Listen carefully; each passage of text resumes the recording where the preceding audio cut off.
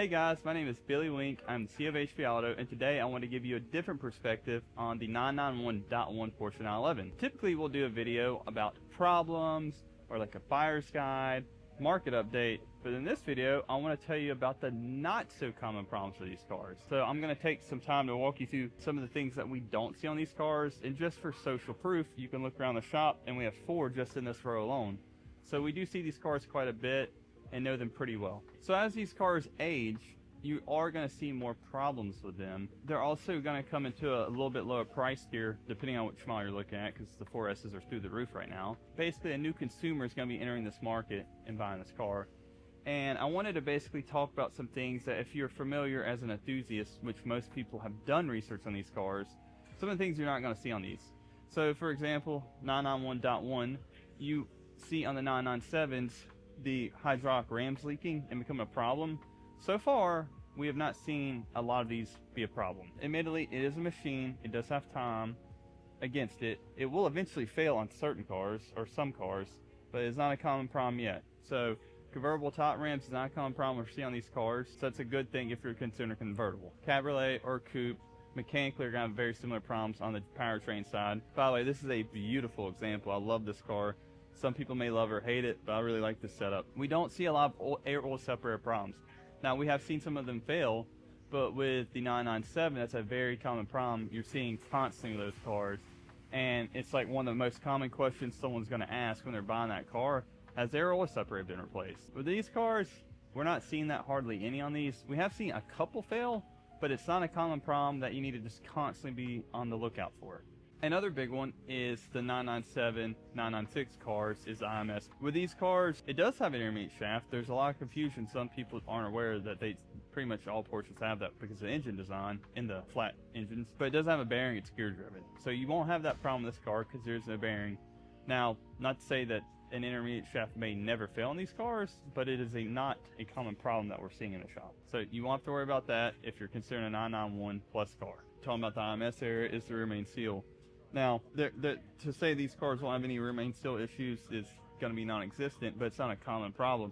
In fact, we have this engine right here as an example. Obviously, this is an air-cooled engine. For those of you that have never seen a rear main seal, it's simply this seal that goes around the crankshaft, which is in the center of the engine here. But it's not a common problem with these. These cars have quite a time with these leaking, and also the M97, M96 engines. But with the 981 engines, we have not had, to my knowledge, I haven't seen the shop being replaced. Now, maybe we've done a clutch on one of these and done it as a preventive maintenance thing, but basically why I can't say it won't ever fail, it is still a rubber seal, and unfortunately with rubber, you're working its time.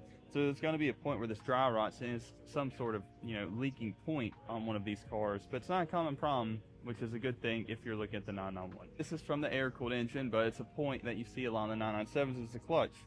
With these cars, we're not seeing these very often. It's still a wear item, it's still going to wear out. But with these cars, we see it a lot more frequently. In fact, I know this is an air-cooled. I keep referring to these cars. I'm referring to the 997s to be clear. We've seen cars with 20,000 miles have a pressure plate that's just completely smoked. We're not seeing that problem a lot with these cars, so that's a thing that one less thing for you to have to consider.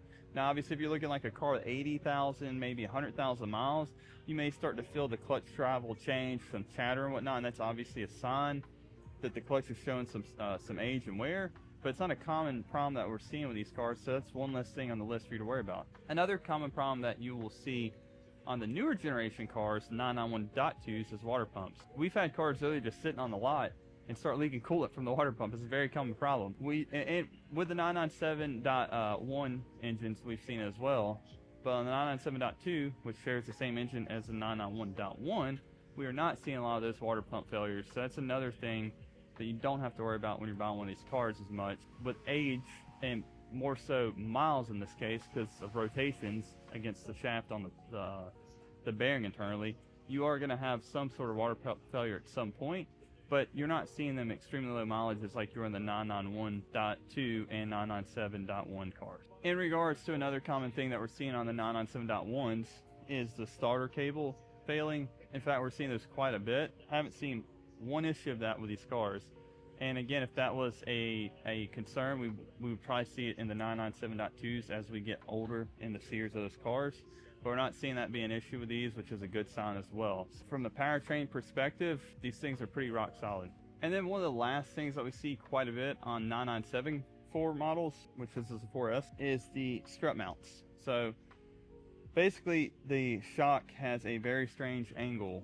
So if you've ever or seen the front wheel off one of the 9974 cars, the shock sits at an angle like this, and it puts the strut in a very bad bind, so to speak. So we have seen quite a few failures for any of the 4 cars. Have not seen any failures on these cars yet. There's still rubber in this bushing, and it will eventually fail just from age and dry rotting, but it's not a common problem we're seeing on these, so that's one less thing you have to worry about if you're getting a 991.14 or 4S. So that's pretty much all the not so common problems we see with these. I'm not sure if you have seen this before or not, but if you haven't, check it out. We did a video on the common problems of the 991.1 cars. I thought it'd be interesting to do one with the not so common problems, since typically people always talk about problems, so I want to take a video and talk about the good things of these cars. If you're in the market for one of these or considering one, just keep in mind those are things you don't have to worry about with these cars. And if you're concerned about some of the things that you may have to replace or problems to worry about, check out this video up here. Make sure you click on it. It'll be a great video, give you all the details on what those common problems are. And thanks for watching, and please make sure you like and subscribe.